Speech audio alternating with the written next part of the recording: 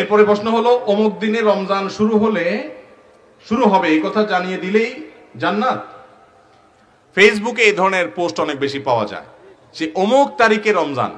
এই খবরটা যদি আপনি এতজনকে SMS করেন, ইনবক্সে পাঠান, তাহলে সেক্ষেত্রে আপনার জান্নাত হারাম হয়ে যাবে, আপনার জন্য জান্নাত ওয়াজিব হয়ে যাবে। এরকম অনেক কথা আপনারা শুনছেন কি শুনেন নাই?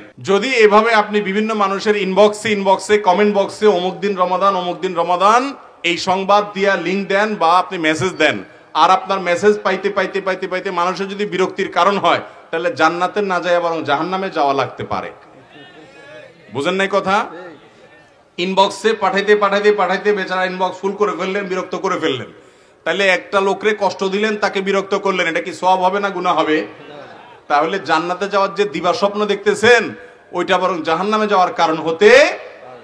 কোনো হাদিসে এই কথা বলা হয় নাই যে রমজানের সংবাদ দিলে এই ফজিলত আছে। হ্যাঁ, এটা ঠিক যে আপনি রমজান উপলক্ষে কোনো মানুষ জানে না, তাকে জানাই দিলেন, সেটা ভিন্ন কথা। কিন্তু আজকাল সবাই জানে, আপনি জানা জিনিসটা আবার জানাইতে গেলে বেচারা বিতর্কে বেচারার আপনার বিরক্তের কারণ হবে।